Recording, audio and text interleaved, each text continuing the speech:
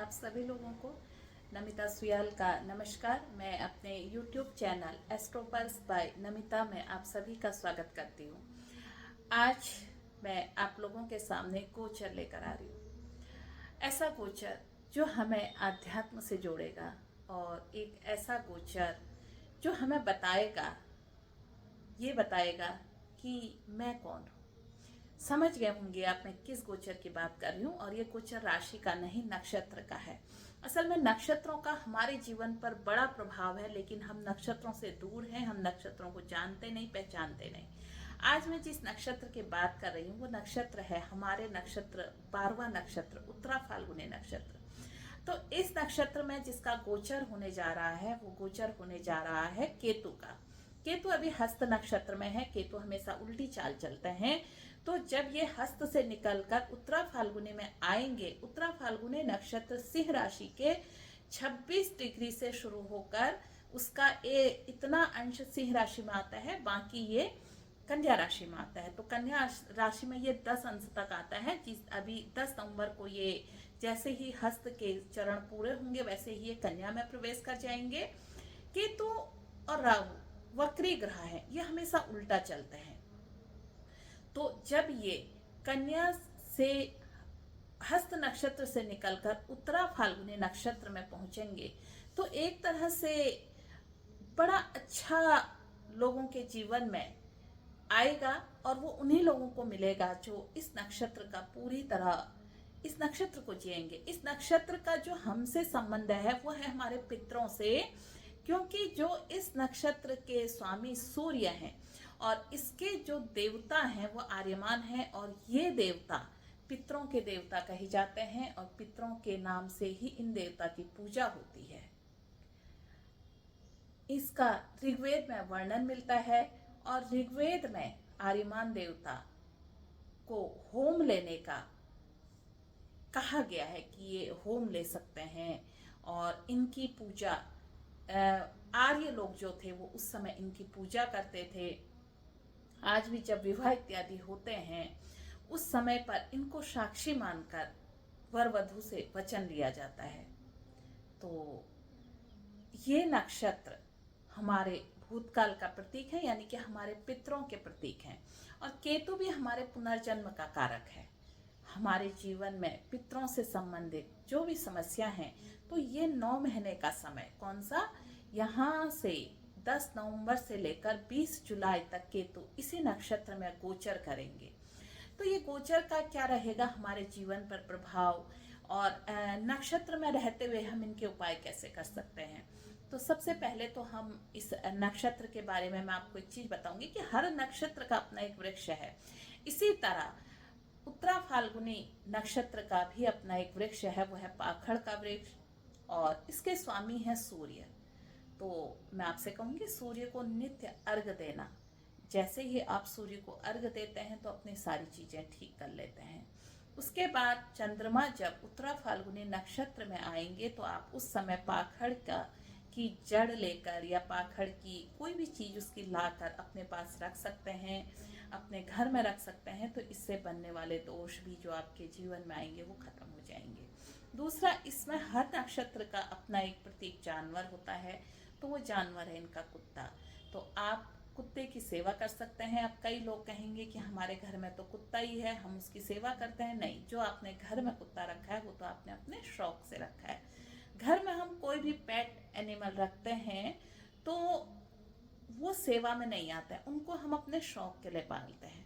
असल में सेवा वो होती है जो जिनका घर नहीं है, जो वाकई में सेवा, जैसे हम मनुष्य की सेवा करते समय अपने भाव में क्या रखते हैं, क्या कभी हम उनकी सेवा कहते हैं हम उनकी सेवा कर रहे हैं, नहीं कहते हैं। जो राह में ऐसे कुत्ते हैं जिनके खाने के लिए नहीं है, जो आवारा हैं, ऐसे लोगों की सेवा करने से केतु सही रहते हैं। अब अगर हम इनको संकेत देते हैं तो चारपाई के जो 2 पीछे के पाए होते हैं वैसा इनका संकेत चिन्ह है। और हम कई सारी चीजें इनकी जब रेमेडी करवाते हैं तो इन सब चीजों को बताते भी हैं। अब अगर हमने केतु को ठीक करना है तो गणपति की आराधना हम कर सकते हैं। गणपति की आराधना करने से बहुत सारी चीजें हमारी ठीक हो जाती हैं। तो बहुत ज़्यादा इस नक्षत्र के बारे में अगर बताऊंगी तो वीडियो काफ़ी लंबा हो जाएगा। अभी हम केवल बात करने आए हैं गोचर की, तो गोचर पर बात करते हैं राशि किस लग्न में हमें इसका क्या प्रभाव मिलेगा। तो सबसे पहले हम शुरू करते हैं मेष राशि मेष लग्न से। मेष राशि मेष लग्न, मैंने पहले भी बताया है कि अगर आपका जो पहला घर है, हाउस है, उसमें 1 नंबर लिखा है तो आप मेष लग्न के हैं। और अगर आपके चंद्रमा पे 1 नंबर लिखा हुआ है तो आप मेष राशि के हैं। दोनों ही तरह से आप इसको सुनिए, क्योंकि दोनों तरह से हमें इसके प्रभाव प्राप्त होंगे। मेष लग्न में ये जो गोचर कर रहे हैं, मेष लग्न में इनका गोचर छठे और 5वें से होगा। छठे में अभी ये हैं तो क्या प्रभाव मिलेगा। छठी राशि हमारी किस चीज की है? छठी राशि है हमारी रोग की, रिपु की, ऋण की, और इससे भी ज्यादा बड़ा है यहाँ पर को हमारा काम, क्रोध, लोभ, अहंकार, यानी कि जो षड रिपु कहे गए हैं ना, वो यही 6 नंबर की राशि में आते हैं। और यही हमारा सरकारी नौकरी का भी भाव है। 6 काल पुरुष की कुंडली में जो छठी राशि है, ये हमारी काल पुरुष की राशि में सरकारी नौकरी का भाव है। अब यहाँ पर मेष लग्न वालों को क्या प्राप्त होगा? जब तक ये अप्रैल और मई तक का, इनको अगर कहीं से अभी बच्चे हैं जो छात्र हैं एग्जाम वगैरह दे रहे हैं, तो ये कंपटीशन इस समय निकाल सकते हैं, प्रतियोगिताएं पास कर सकते हैं। और जो मिड एज में है 40 से 50 की एज के लगभग, खास तौर पर मैं महिलाओं के लिए कहूँगी, इनको अपना स्वास्थ्य का ध्यान रखना चाहिए। खासकर पेट से नीचे के हिस्से और घुटनों तक का हिस्सा जो है, पेट से घुटने तक के हिस्से का, इन्हें विशेष रूप से ध्यान रखना चाहिए। इस समय स्वास्थ्य पर धन खर्च होना, शत्रुओं पर धन खर्च होना, अनावश्यक कर्ज का बढ़ना, ये चीज़ें भी इस समय हो सकती हैं। इसके लिए आपको आपके घर में अगर बड़े बुजुर्ग हैं तो उनकी सेवा कीजिए। और पितृ कृपा प्राप्त करने का ये बहुत अच्छा समय है। 9 महीने का समय आपके पास है, तो आप पितृ कृपा पा सकते हैं पितरों की आराधना करके। हम कितनी भी से भक्ति कर लें, देवताओं की भक्ति कर लें, अगर हम पितरों की तर्पण नहीं करते, पितृ सेवा नहीं करते हैं, तो भक्ति ईश्वर भी नहीं देते हैं। अब ये जाएंगे मई जून में, फिर आपके उसमें जाएंगे पंचम भाव में। पंचम भाव क्या है हमारा? पंचम भाव है हमारा मंत्र का भाव, पंचम भाव है हमारा साधना का भाव, संतान का भाव। तो संतान की तरफ से आपको किसी भी तरह से अभी आप सुखी नहीं है, या संतान नहीं है, या आप संतान को लेकर जरा सी भी परेशान हैं, तो ये वो समय है जब आपको संतान की तरफ से खुशखबरी मिलेगी। घर में कोई नया मेहमान आ सकता है। नया मेहमान का मतलब है कि घर में अगर आप तक अभी तक संतान की प्राप्ति नहीं है, तो आपको संतान की प्राप्ति भी हो सकती है। मेष राशि के लिए कुल मिलाकर देखा जाए ये गोचर अच्छा गोचर है। अब हम बात करें वृषभ राशि की, वृषभ लग्न की। वृषभ राशि में जो गोचर होने जा रहा है, ये आपके पंचम भाव से और आपके चतुर्थ भाव में होगा। अब कन्या राशि आपके पंचम भाव में पड़ रही है, तो कन्या राशि को क्या कहा गया है? कन्या राशि है पंचम भाव में, तो शुरू में केतु यहीं पर रहेंगे। तो अब अगर मैं आपसे कहूँ कि आपके बच्चे विदेश जाना चाह रहे हैं, पढ़ने के लिए जा रहे हैं, लेकिन उनका वीज़ा वगैरह की प्रॉब्लम आई थी, नहीं जा पा रहे थे, या आपके पास इतना धन नहीं था, इस समय वो सारी चीज़ें पूरी हो जाएंगी। आपको अपने बच्चों को आगे बढ़ाने का मौका मिलेगा। संतान की तरफ से जो शिकायतें थी वो दूर होंगी। कुल मिलाकर देखा जाए, इस समय आप आध्यात्म की तरफ को जुड़ेंगे, क्योंकि मोक्ष का रास्ता आप ढूंढ रहे थे, ये वो समय है जो मिलेगा। क्योंकि जब आपकी संतान विदेश जा रही है तो वो आपको छोड़ रही है, यानी कि आपके मुंह का क्षय हो रहा है, वही मोक्ष है। मुंह का क्षय होना, मोक्ष की तरफ को बढ़ना है। तो यहाँ से आप आध्यात्म का रास्ता भी तय करेंगे, आपका सांसारिक जीवन से मोह भी भंग होगा। तो ये उन्नति का समय है, आध्यात्मिक उन्नति का समय है। अब अगर जो बच्चे हैं वो कहेंगे कि हम तो पढ़ाई में हैं, हम इस तरफ कहाँ जाएं, तो बच्चे जो हैं इस समय पढ़ने में है, इस समय उनका मन पढ़ाई की तरफ लगेगा, वो कुछ नया खोजने की उनके अंदर प्रवृत्ति आएगी। और अगर आपने कहीं कंपटीशन वगैरह दे रखा है, उसका रिजल्ट आना है, या आपकी नौकरी नहीं लग रही है, आप अभी तक इंटरव्यू में कई बार रुक गए हैं, आपका ज्ञान यहाँ जोड़ देगा और आप वो कंपटीशन पास कर लेंगे। नौकरी लगने का समय है तो नौकरी भी लगेगी। अब आते हैं ये जब चतुर्थ भाव में मई जून के आसपास आपको दिक्कत क्या होगी। चौथे घर में केतु आपको घर से डिटैच करता है, तो घर के अंदर मन नहीं लगना। तो इस समय आप जितना ज़्यादा बाहर की तरफ अपने काम को करेंगे, आपका मन शांत रहेगा। घर में थोड़े से भी कलेश में आपका मन अशांत रह सकता है। शांति प्राप्त करने के लिए आपको आध्यात्म की तरफ जुड़ना ही पड़ेगा। दूसरा, वृषभ राशि के लिए ये समय, अगर आप हीलर हैं, डॉक्टर हैं या आप फाइनेंसर हैं, इन सब चीज़ों में हैं, तो आपको इस समय मान सम्मान भी काफ़ी मिलेगा। वृषभ राशि के लिए ये गोचर जो होने जा रहा है ये अच्छा गोचर है, क्योंकि जो कन्या राशि है ना, ये पृथ्वी तत्व की राशि है और ये हमारी पोषण की राशि है। तो पृथ्वी तत्व क्या करता है, हमारा पोषण करता है। पृथ्वी हमारा पोषण करती है। उसी तरह पंचम भाव जो है, आप मंत्रों से अपने आप को पोषित करेंगे, मंत्रों से अपने अंदर ऊर्जा भरेंगे, और समाज में जब आप चौथे भाव में आपका गोचर होगा तो उस समय समाज में आपका एक नया रूप देखने को मिलेगा, परिवर्तन। मिथुन राशि, मिथुन राशि में ये जो गोचर होने जा रहा है ये आपके चतुर्थ भाव और आपके तीसरे भाव से होने जा रहा है। केतु का गोचर तीसरे भाव में बहुत अच्छा माना गया है। अब चौथे भाव में केतु है, तो ये शुरुआत में जैसे इसका गोचर होगा तो हो सकता है कुछ आपकी मदर की तबीयत ठीक ना हो, माँ के स्वास्थ्य का विशेष ध्यान रखना। दूसरा, घर में लोगों का अनावश्यक आना जाना बढ़ना भी हो सकता है, और आप चाहेंगे कि मैं किसी से नहीं मिलूं, घर में कोई ना आए। क्यों? क्योंकि केतु जब घर में आ जाता है तो केतु आपको एकांत प्रिय बना देता है, आपको अकेलापन अच्छा लगने लग जाता है। ये तब जब आप डिप्रेशन में नहीं जाते हैं। कई बार जब केतु ज़्यादा बली हो जाता है तो व्यक्ति डिप्रेशन में भी चला जाता है। इसका केतु भी एक कारक है। इसके लिए हमें इसको दूर करने के लिए हमें अपने आप को आध्यात्म से जोड़ना चाहिए, मंत्र साधना की तरफ जोड़ना चाहिए। अब यह आपके शॉर्ट ट्रेवल भी बढ़ाएगा, यानी कि छोटी छोटी यात्राएं बढ़ाएगा। कहाँ से? मई जून से। अनावश्यक ट्रांसफर, ऐसा ट्रांसफर जो आप चाहते ही नहीं है, तो ऐसे ट्रांसफर देगा। इसमें आपको क्या होगा? तकलीफ होगी। और जब तकलीफ होती है तो हम क्या होता है, हम दोष देते हैं किसको? ईश्वर को। ईश्वर को दोष नहीं देना, क्योंकि ये हमारे ही प्रारब्ध हैं। केतु पूर्व जन्मों का कारक है, ये वहाँ का भी हमें रिजल्ट देता है, पूर्व जन्म का।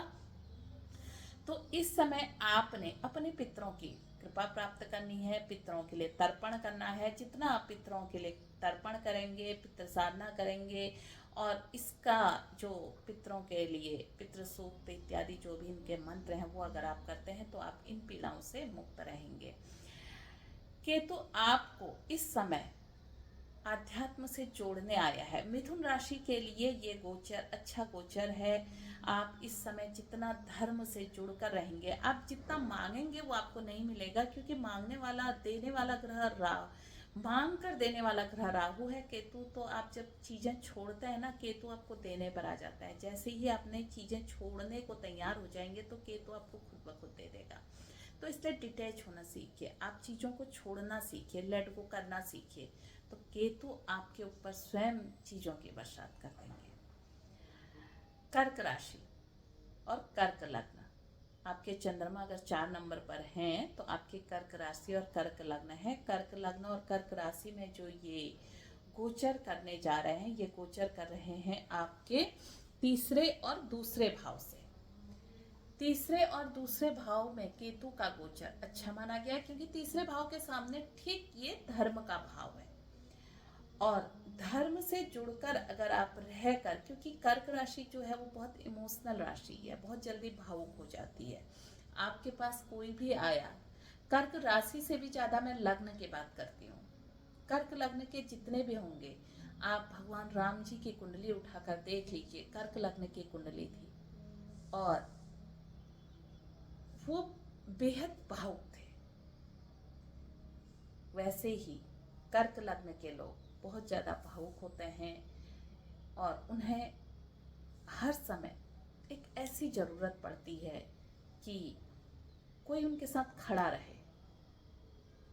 अब ये जो केतु का गोचर है, ये गोचर आपके लिए तीसरे और दूसरे भाव में होगा। तीसरे और दूसरे भाव में होगा तो ये आपको अचानक धन प्राप्ति भी कराएंगे। कहीं से आपका रुका हुआ धन अभी तक नहीं आ रहा था वो भी आ जाएगा। जहां आपने सोचा था कि मुझे इसने अभी तक सोच रहे थे पैसे नहीं दिए, अब आप उस चीज को सोचना छोड़ दीजिए तो वो धन की प्राप्ति भी आपको इस समय हो जाएगी। दूसरा, यहाँ से ये आपके पिता के स्वास्थ्य को दिक्कत दे सकता है। पिता में इस समय अगर आपके पिताजी बीमार हैं तो हो सकता है उन्हें इस समय आप इलाज कराइए, उनके स्वास्थ्य का ध्यान दीजिए। और पिता के स्वास्थ्य में दिक्कत आना, समस्या आना, ससुराल की तरफ से भी आपको समस्या आ सकती है। पढ़ने वाले बच्चे हैं तो इस समय आप जितना जो भी चीज़ अपने उसमें लेकर आएंगे, यानी कि अगर आप कोई चीज़ खोज रहे हैं, कुछ रिसर्च में लगे हुए हैं, या आपको लग रहा है कि मैंने इतना पढ़ा अभी तक मुझे कुछ नहीं मिला, तो यहाँ से आपकी चीज़ों में वृद्धि होना शुरू हो जाएगी। बस आपने जब भी जो करना है, अपने से बड़ों का आशीर्वाद लेना है और उस आशीर्वाद से आपके आगे का जीवन सफल हो जाएगा। गणपति की आराधना कीजिए और बिजनेस में अगर आप हैं तो बिजनेस में भी आपका अच्छा रिजल्ट आएगा। कर्क राशि के बाद अगर हम सिंह राशि की बात करते हैं तो सिंह राशि में ये गोचर होने जा रहा है आपका दूसरे और आपके प्रथम भाव से। दूसरे भाव से जो गोचर है, ये गोचर आपको दिखाता है कि आप मंत्र साधना से जुड़ने वाले हैं, आप आध्यात्म से जुड़ने वाले हैं। क्योंकि यहाँ से ये अष्टम भाव को देख रहे हैं और यहाँ से ये आपको साधना की तरफ जोड़ है। अच्छा, एक चीज करना, आप जब भी केतु दूसरे भाव में होते हैं ये झूठ इत्यादि भी बुलवाते हैं। जितना आप इन चीजों से बचेंगे उतना आपको लाभ होगा। ठीक है, कई सारी चीजों में हमें कहना पड़ता है जिससे नुकसान ना हो रहा, लेकिन ऐसा नुकसान जिससे किसी का नुकसान हो रहा, ऐसा झूठ नहीं बोलना चाहिए। धन की प्राप्ति आपको होगी। बच्चे आपके इस समय कोई विदेश पढ़ने के लिए जाना चाह रहे हैं तो वो आपको प्राप्त होगी। संतान की अगर आपकी कहीं से इच्छा है तो वो भी आपको प्राप्त होगी। मई जून के बाद आपका समय ज़्यादा अच्छा है। तो कर्क राशि, सिंह राशि के बाद अगर हम बात करें कन्या राशि की, कन्या राशि में ये जो गोचर करने जा रहे हैं ये आपके पहले में और 12वें में, तो शुरुआत में ये आपको परेशानी देंगे क्योंकि केतु बुध की राशि में है और यहाँ पर रहते हुए ये जब केतु और बुध मिलते भी हैं तो भी जड़ योग बनता है और ये आपकी ही राशि में गोचर कर रहे हैं। तो इस समय कुछ समय आपकी परेशानी का जो समय था वो बीत गया है। बहुत जल्दी आपने कुछ ऐसे निर्णय लिए हैं जिन निर्णयों ने आपको नुकसान भी काफ़ी कराया है। और अब ये 12वें में जा रहे हैं तो 12वें में या आपको साधना की तरफ ले जाएंगे, आपको मंत्र की तरफ जोड़ेंगे। जो काम अभी तक अधूरे आपके थे वो काम इस समय पूरे हो जाएंगे। कर्क, कन्या लग्न और कन्या राशि वालों के लिए मैं बता रही हूँ। जैसे आपने अभी तक कोई काम छोड़े थे या आपको अभी गुरु की चाह थी, गुरु नहीं मिल रहे थे, आप सोच रहे थे मैं अध्यात्म की तरफ जाना चाहता हूँ या चाहती हूँ लेकिन नहीं जा पा रहे थे, तो ये वो समय आ गया है जब आप इससे जुड़ेंगे। कन्या राशि के बाद अगर हम कन्या राशि के लिए, ये आध्यात्म और अपने आप को जानने के लिए, कन्या लग्न और राशि, खासतौर पर लग्न के लिए, अपने आप को जानने के लिए और आध्यात्म से जुड़ने के लिए ये समय काल बहुत अच्छा है। अब आ जाते हैं तुला राशि और तुला लग्न। तुला राशि और तुला लग्न पर जो ये गोचर करने जा रहे हैं 12वें और 11वें में, 12वें और 11वें में जब इनका गोचर रहेगा तो ये आपको ऑकल्ट की तरफ भी ले जाएंगे, विदेश ले जा सकते हैं। अब विदेश क्या है ना, केतु हमारी प्रकृति से जुड़े हुए हैं तो हो सकता है आप उस समय के लिए जाएं और आपका फिर मन न लगे, फिर आप इधर ही आ जाएं। लाभ ये आपको पूरा देंगे। आप बिजनेस कर रहे हैं, सोशल सर्कल से जुड़े हैं, हो सकता है इस समय आप जितना सोशल सर्कल से जुड़े थे आपका आसपास का जो दायरा था ना वो कम हो जाए, आपको अच्छा न लगे। गलत चीज़ तो ये नहीं करने देंगे क्योंकि गुरु की भी इन पर दृष्टि है, गलत चीज़ों से ये आपको बचा लेंगे। कुल मिलाकर देखा जाए इस समय ये तुला राशि भौतिक जीवन वाली राशि है, ये लग्न भौतिक जीवन जीने वाला लग्न है, लेकिन इस समय ये आपको राह दिखाने आया है। कहाँ का? आध्यात्म की राह दिखाने आया है, तो और आध्यात्म से जोड़ने भी आया है। वृश्चिक राशि की हम बात करते हैं, ये गोचर कर रहे हैं आपके 11वें और 10वें में। कर्म क्षेत्र में जब भी केतु का गोचर होता है या कर्म क्षेत्र के उसमें केतु जाता है तो ये उठापटक भी देता है। यहाँ पर हमें अपने उच्चाधिकारियों को नेगलेक्ट नहीं करना चाहिए, उनके अहंकार नहीं दिखाना चाहिए। आप अपने कर्म क्षेत्र में अहंकार से बचे रहेंगे तो आपको सब कुछ प्राप्त होगा। बाकी मित्रों से यहाँ पर आपको अच्छा लाभ मिलेगा। मित्रों को आप जो सलाह देंगे वो सलाह आपके काम करेगी। धनु राशि धनु लग्न ये करेंगे आपके 10वें और 9वें में गोचर। 9वें में और 10वें में जब इनका उत्तरा फाल्गुनी नक्षत्र में गोचर रहेगा तो उस समय आप, क्योंकि 10वें में रहेंगे तो आप कहीं ना कहीं अपने करियर के प्रति बदलने की सोच रहे होंगे, तो कुछ महीने रुक जाएं। आप सोच रहे हैं कि मैं अपनी जॉब बदल दूं या जॉब छोड़ दूं, ऐसे विचार आपके मन में इस समय चल रहे होंगे, तो मैं कहूँगी कि कुछ समय आप शांति रखो, कुछ समय आप मत बदलिए। इससे आपके मन में स्थिरता आएगी और हो सकता है बाद में वही जगह आपको अच्छी लगने लगे। थोड़े समय मन का अशांत रहना स्वाभाविक सी बात है। और जब ये नवम भाव पर आ जाएंगे उस समय आपकी चीज़ें पूरी तरह से बदल जाएंगी। तब आपको लगेगा कि मेरा पिछला निर्णय सही था। धनु के बाद अगर हम बात करें मकर में ये जो गोचर करने जा रहे हैं 9वें में और 8वें में, मकर राशि वालों के लिए भी, मकर लग्न वालों के लिए भी ये वही देने जा रहे हैं। आपको धर्म से जोड़ेंगे, छोटी छोटी धार्मिक यात्राएं। बहुत समय से आप अपना मन बना रहे थे कि मैं उस जगह जाना चाहता था, नहीं जा पाया, तो ये वो समय है जब आप अपने माता पिता को भी ले जाएंगे, खुद भी जाएंगे और अपने परिवार के साथ जाएंगे। तो यहाँ पर ये एक परिवार के साथ यात्रा दिखाता है, लंबी यात्रा, लंबे धार्मिक स्थानों पर आप होके आएंगे। उसके बाद आप धीरे धीरे इस आध्यात्म की तरफ को आप बढ़ जाएंगे। अष्टम भाव है, क्योंकि अष्टम में जब केतु आएंगे तो आपको कहाँ छोड़ेंगे, और छोड़ेंगे तो फिर आपको नुकसान ही होगा। अल्टीमेटली स्वास्थ्य का नुकसान हो सकता है, परिवार में कोई और बीमार पड़ सकता है, धन खर्च हो सकता है। तो इसलिए यहाँ पर आपको ज़रूरत है कि आप टोटल अपने अंदर की तरफ मुड़ जाएं, यानी कि आध्यात्म की तरफ। ईश्वर कहाँ है? ईश्वर हमारे अंदर है। सेवा में जुड़ जाएं। मकर के बाद आता है हम कुंभ। कुंभ में भी 8वें और 7वें का गोचर है। अब पहले ये 8वें में करेंगे, फिर 7वें में करेंगे। तो जहाँ आपने 8वें में अपने आप को संभाल लिया, अपना मन लगा लिया, आप आध्यात्म में जुड़ गए, तो 7वें में ये ठीक रहेंगे। क्योंकि 8वें में अगर आप बहुत ज़्यादा चीज़ों में पड़े तो ससुराल से संबंध खराब होंगे। ससुराल से संबंध खराब हुए तो क्या होगा? फिर वैवाहिक जीवन में दिक्कत आएगी जब ये 7वें में जाएंगे। तो वैवाहिक जीवन में दिक्कत ना आए और चीज़ें सब ठीक रहें, इसके लिए मैं आपसे कहूँगी कि आप आध्यात्म से जुड़े रहें। मीन राशि मीन लग्न की हम बात करते हैं। मीन राशि मीन लग्न में केतु का गोचर एक तरह से ये 7.5 भी चल रही है और ये गोचर आपके लिए अच्छा गोचर है। आप आध्यात्म से जुड़े रहिए तो आपको शनि की 7.5 परेशान नहीं करेगी। कुल मिलाकर मीन राशि वालों के लिए ये गोचर बहुत अच्छा गोचर है। आप चैनल को सब्सक्राइब करना ना भूलिए। फिर मिलते हैं, तब तक के लिए नमस्कार, धन्यवाद। तो इस तरह से हमने राशि और लग्न का गोचर पूरा जाना। आप लोग कहेंगे कि मीन राशि मीन लग्न लास्ट में आता है और आप इसको ना कम बताकर छोड़ देते हैं। कम नहीं बताया, असल में मीन राशि मीन लग्न वालों को, मीन राशि वालों को इस समय शनि की 7.5 लगी हुई है। तो राशि से कम लग्न से ज़्यादा देखिए। तो एक तरह से पितरों की सेवा, तर्पण, ये सब कुछ अगर आप करते हैं तो ये गोचर जो इनका उत्तरा फाल्गुनी में होने जा रहा है यह आपके लिए अच्छा है। इस समय जितने भी आपके रुके हुए काम थे वो होंगे। दूसरा, वैवाहिक जीवन में थोड़ा सा आपको संभल कर चलना है।